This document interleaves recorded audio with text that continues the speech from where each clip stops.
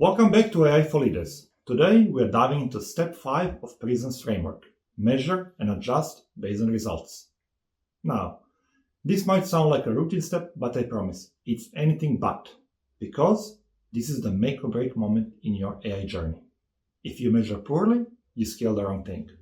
If you do not adjust, even good pilots get stuck in a permanent test mode. Additionally, when leaders measure well, they earn the trust to scale. When they don't, they lose credibility. So in this episode, I'll show you how to turn your AI pilot into a launchpad for real, scalable results. Why this step matters. At this stage, you have defined the problem, redesigned your workflow, selected the right tech, and run proof of concept. But here is the truth. A proof of concept means nothing if you cannot show that it actually worked. In other words, it's time to prove it. That's where measurement comes in. And not just any measurement. We're talking about aligned, business-driven, decision-ready evaluation. Step 1. Gather both quantitative and qualitative feedback.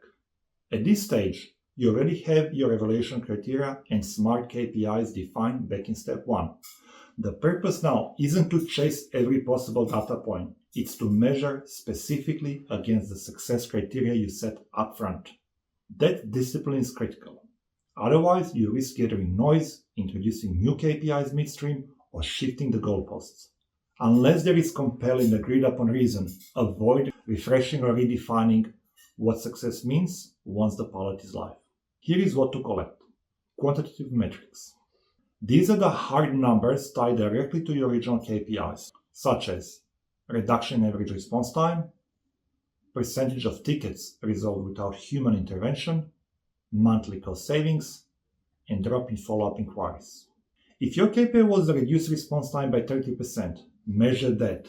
No more, no less. This creates consistency, comparability, and credibility when you report back to stakeholders. Qualitative feedback. Numbers alone can't tell the full story. You also need to capture the human perspective. For example, are customers satisfied with the AI-driven responses? Do human support agents feel empowered or frustrated by it? What is the sentiment and emotional tone in customer feedback? And finally, these insights help you understand adoption and trust. But again, they should map back to criteria you set earlier, not introduce brand new ones unless leadership aligns on their importance.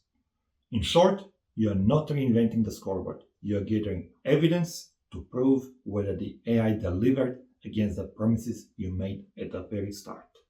Step 2. Evaluate against SMART KPIs. Let me stress this. Do not move the goalpost. If you said you're going to improve email response time by 30%, then evaluate against that. If your goal was to cut follow-up inquiries by 40%, then hold your AI to that standard. This avoids the classic trap of AI theater, where teams declare victory simply because something looks impressive, when in fact it did not change the business outcome. Stick to SMART, specific, measurable, achievable, relevant, time-bound KPIs you set in step 1. This creates transparency. It helps you compare results across teams or time periods. And most importantly, it gives leadership confidence that the AI effort is more than just hype. Step 3. Look for optimization opportunities. AI rarely works perfectly the first time. That's expected.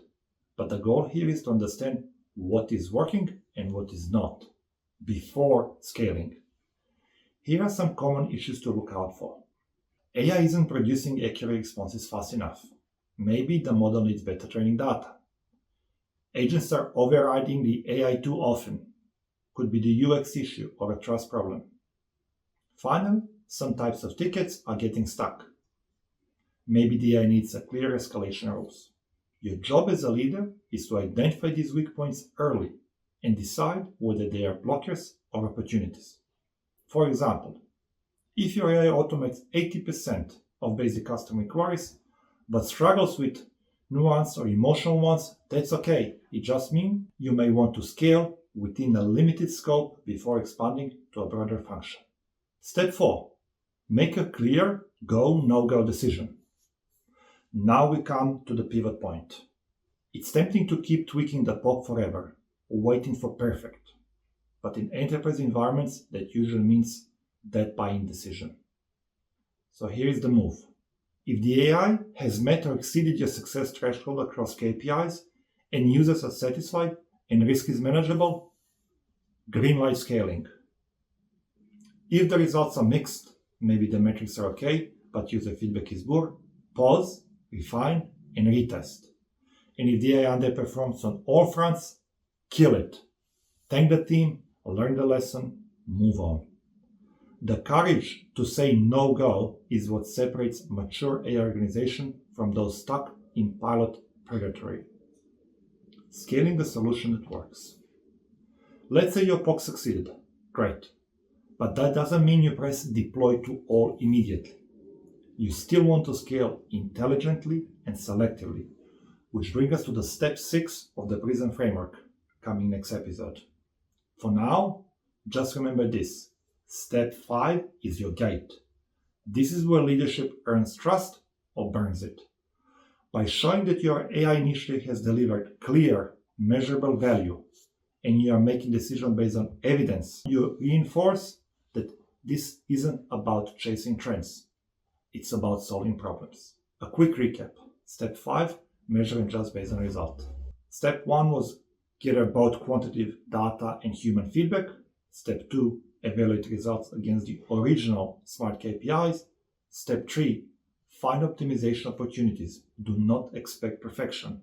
Step 4, make a clear go-no-go decision. Finally, step 5, if it is a go, scale with confidence. If not, adjust or stop. Some final thoughts. Too many AI projects get stuck in endless pilots or scale too soon and crash. Step 5 ensures you avoid both. And remember, do not scale hope, scale results. If this episode helped clarify how to evaluate your AI initiatives, give it a like, share it with your team, and drop your thoughts in the comments. Thanks for watching, stay tuned, and see you in the next episode of AI for Leaders.